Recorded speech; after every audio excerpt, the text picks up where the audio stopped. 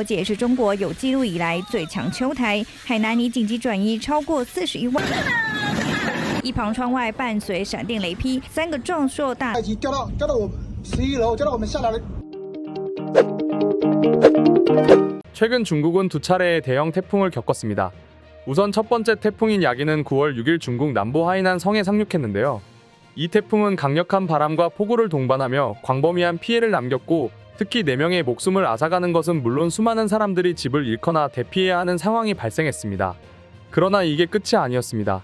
하늘도 무심하시지 상하이와 저장성 일대에 상륙한 태풍 플라산 역시 이미 피해를 입은 지역에 추가적인 피해를 더했습니다. 상하이의 많은 거리와 인프라가 침수되었고 수십만 명이 추가적으로 대피하는 일이 벌어졌는데요. 사실 이런 식으로 연이어 태풍이 발생하는 건 단순한 자연재해로 보기 어렵습니다. 기후변화로 인해 태풍의 빈도와 강도가 점점 더 극단적으로 변하고 있다는 지적도 나오고 있는데요. 그런데 황당하게도 이런 상황에서 중국 애들은 한국 때문에 태풍 피해가 나오고 있다는 헛소리를 하고 있습니다. 심지어 구체적인 근거까지 들어가면서 한국을 비판하고 있다고 하는데요. 놀랍게도 이런 태풍은 본인들이 자초한 잘못되었다는 의견도 나오고 있다고 하는데요. 과연 중국 현지를 덮친 태풍은 무슨 이유 때문에 이렇게 연달아서 중국인들을 힘들게 하고 있는 걸까요? 또 무슨 일만 나면 한국에게 트집 잡는 중국인, 이번에는 또 어떤 어처구니 없는 말로 우리를 비난할지 지금부터 알아보겠습니다. 오늘도 클릭해 주셔서 감사합니다. 구독과 좋아요는 영상 제작에 큰 힘이 됩니다. 요즘 중국뿐만 아니라 전 세계적으로 이런 이상 기후 현상이 더욱 빈번해지고 있습니다. 우리 모두가 기후 변화의 심각성을 인식하고 환경을 보호하기 위한 행동을 시작해야 할 때라고 볼 수 있는데요. 다행히 한국에서는 이번에 피해를 입지 않았지만 주변 국가에서 이런 일이 벌어지고 있다는 건 우리도 조심해야 한다고 받아들일 수 있습니다. 우선 이번 태풍의 중국의 피해 상황은 심각합니다. 중국은 최근 야기와 플라산이 차례로 상륙하면서 수많은 지역이 피해를 겪었는데요. 영상을 보시면 충격적이라는 걸 몸소 느끼실 수 있습니다. 그 중에서도 부촌으로 알려진 상하이와 저장성, 하이난성이 큰 타격을 받았죠. 야기는 9월 초에 휴양지인 하이난성에 상륙해서 강력한 바람과 폭우로 중국을 강타했습니다. 경제적 피해도 상당했습니다. 최소 30억 위안으로 하나 약 5조 6,400억 원에 이를 것으로 추산되고 있죠. 이렇게 해안 지역에 태풍이 내릴 경우 피해는 더 심각한데요. 우선 홍수가 발생하고 많은 건물과 도로가 침수되는 안타까운 일이 발생했습니다. 영상들을 보시면 정말 재난 영화에서나 나올 정도로 심각하기 때문이죠. 이 때문에 하이난성의 농작물과 어업 관련 인프라에도 큰 피해가 발생했고 태풍의 경로에 있는 여러 지역에서 주민들이 대피해야 했는데요. 전력 공급이 차단되거나 교통 시스템이 마비되면서 일상생활에 큰 차질이 빚어졌습니다. 엎친 데에 덮친 격으로 플라산마저 중국에 도달했습니다. 이번엔 상하이에 온 건데요. 특히 여기는 내륙지방이고 고층 빌딩들이 더 많기 때문에 피해는 더욱 심각했습니다. 상하이와 저장성 일대는 강한 바람과 폭우 때문에 도시 전체가 침수될 수밖에 없었죠. 수십만 명의 주민이 대피 명령을 받았으며 상하이 내 주요 도로와 인프라가 물에 잠기면서 교통이 거의 마비 상태가 되었는데요. 게다가 상하이 푸동 국제공항과 홍차오 국제공항의 항공편이 대거 취소되었고 철도와 고속도로의 운행도 중단되어서 시민들의 발을 묶어버렸죠. 이렇게 홍수가 오면 가장 먼저 피해를 보는 것이 바로 농업입니다. 농업지역에서는 농작물이 파괴되고 1년 동안 열심히 지은 농작물이 물속에 잠겨 농민들은 땅을 치며 울 수밖에 없었죠. 게다가 아무리 번지르르하게 만들어 놓은 건물이라지만 도심을 덮친 태풍은 상업과 및 주거 시설에 영향을 미쳤는데요. 많은 주민들이 집을 떠나 대피소로 피신했으며 중국 정부는 50만 명 이상의 구조 인력을 투입해 긴급 구호 활동을 벌였습니다. 그러나 워낙에 홍수로 인해 파손된 인프라와 길이 막혀 복구 작업이 지연되고 있어 추가적인 피해와 불편이 예상되고 있습니다. 그런데 이 태풍 뭔가 이상합니다.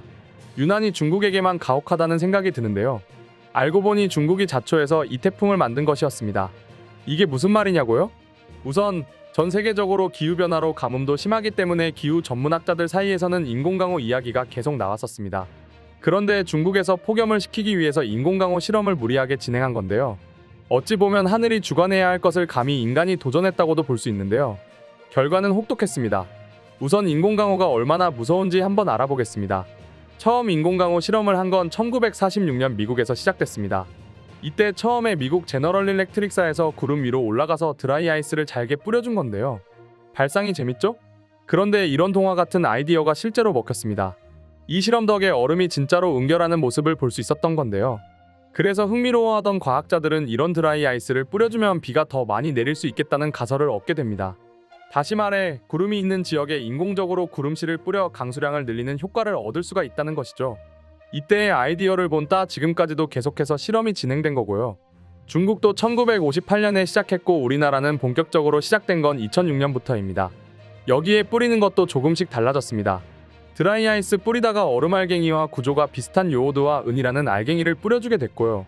또 나중에는 염분, 그러니까 염화나트륨을 뿌려주기도 했습니다.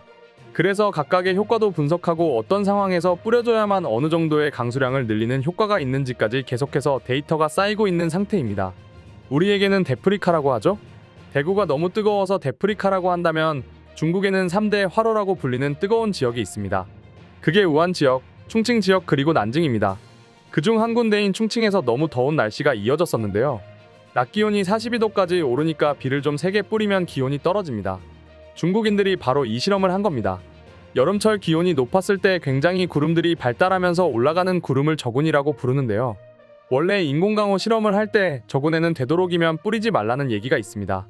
왜냐하면 이미 비를 충분히 뿌릴 만한 정도로 발달했기 때문이거든요. 그런데 만족을 모르는 중국인들이 그 구름에 구름씨를 넣어버린 것이 화근이었습니다. 이렇게 수분이 빵빵한 구름에 구름씨를 넣어버렸으니 당연히 폭발적으로 비구름이 발달하게 된 거고요. 부작용으로 강한 비가 국지적으로 쏟아졌고 두 번째는 돌풍을 동반하면서 시설물 피해가 잇따른 건데요. 욕심에 눈이 먼 중국인들은 이런 부작용을 인지 못하고 실험을 무모하게 진행한 것이죠. 그래서 이번에 중국의 야기와 플라산이 차례로 상륙한 것도 어찌 보면 이미 중국이 너무 날씨와 관련해서 자신들이 이래저래 감나라 배나라 하려던 일이 틀어진 결과라고 볼 수 있습니다.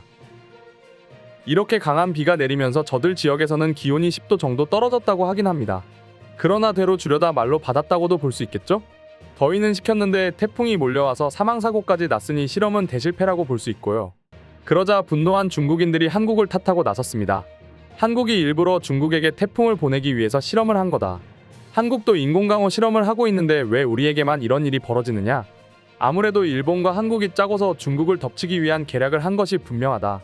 이쯤 되면 한국 정부에다가 따져서 피해 보상액을 받아내야 한다. 이상하다. 꼭 한국으로 가려고 할 때마다 태풍이 꺾이는 걸 보니 보나 마나 엄청난 기계를 사용하고 있는 게 분명하니 당장 한국에다가 이런 피해를 따져 물어야 한다. 음모가 분명히 있다. 중국만 당할 수 없다. 본때를 보여주자. 와 같은 황당무계한 댓글들이 이어지고 있고요. 사실 한국도 인공강우 실험을 하고 있긴 하지만 중국처럼 무모하게 하지 않습니다. 우리가 컨트롤할 수 있는 상황 속에서 도움되는 방향으로 노력하고 있고요. 예를 들어서 이렇습니다. 우리나라는 인공강우 실험을 2006년부터 했지만 2019년 이후에 예산이 집중되었다고 하는데요. 또 어느 정도 실험 데이터도 쌓이면서 2020년대에는 약 68% 정도의 성공률을 보였다고 합니다. 최근 들어서는 2023년에 85% 정도까지 올라가기도 했고요. 그러니까 10번에서 한 8번 정도는 약간 강수량이 늘어난 효과가 있다는 건데요. 그러나 강수량이 늘어나는 효과가 5에서 최대 20% 정도라고 합니다. 그러니까 원래 10mm 정도의 비가 내릴 상황이었다면 12mm 정도 내리는 수준으로 바꿀 수는 있다는 거죠. 다만 이 정도 수치로는 현재 우리나라는 뭔가 가뭄을 극복하는 수단으로 인공강우를 쓰기는 어려운 상태라는 게 단점이었습니다. 그러나 우리 한국인들 이렇게 좋은 기술을 가만히 내버려둘 리가 없죠? 좋은 방향으로 사용하기 위해 백방으로 머리를 굴려봅니다. 그 결과 번뜩이는 아이디어를 발견하는데요. 그 전에 2019년도에 혹시 기억하실지 모르겠지만 국내에서는 미세먼지가 극심했습니다. 그 상황에서 인공강우 기술을 이용해서 미세먼지를 씻어내려 보자는 실험을 서해에서 한 것이죠. 그때 강수량이 0이었습니다. 그렇기 때문에 그때 미세먼지 저감 효과는 없고 미세먼지를 저감시키려면 적어도 10mm 이상의 다소 강한 비가 내려서 씻겨 내려갈 수 있어야 했는데요. 안타깝게도 그건 어려웠지만 기상청은 또 다른 아이디어를 제안했습니다. 이번에는 가뭄을 해소시키는 것보다는 본격적으로 바로 도움이 될 수 있는 실험을 하자고 제안한 것인데요. 기억하실지 모르겠습니다. 지난해 2023년에 강릉 난곡에서 봄철 산불이 났었죠? 그때 양간지풍으로 해서 초속 20m가 넘는 돌풍이 불면서 강릉 시내까지 굉장히 불길이 미쳤거든요. 그런데 그게 굉장히 재난 상황이라고 생각하고 재난특보를 했었는데 3시간 만에 불이 잡혔습니다. 이유가 뭐냐 하면 비가 약하게 내렸기 때문이죠. 그게 산불을 죽이는 효과가 굉장히 컸거든요. 그래서 기상청에서도 그 상황을 보고 이제는 인공강우를 통해서 습도를 높이거나 약간의 비라도 내리면 산불을 줄이는데 산불을 잡는데 큰 도움이 되겠다 해서 지금 연구 방향을 인공강우로 인해서 산불 진화에 도움이 되는 기술을 바로 확립하는 것을 목표로 잡고 있는 상황이랍니다. 하나의 기술을 두고도 한국과 중국이 이렇게까지 차이나는 결과를 얻을지 누가 알았을까요? 한 국가는 인명피해와 재산 피해가 발생하는 결과가 생겼고 다른 한 국가는 생명을 살리는 기술로 꾸준히 발전하고 있으니까요. 여러분의 생각은 어떠신가요? 중국의 태풍, 안타깝기는 하지만 자업자득이라는 생각도 듭니다. 오늘도 시청해 주셔서 감사합니다. 구독과 좋아요는 영상 제작에 큰 힘이 됩니다.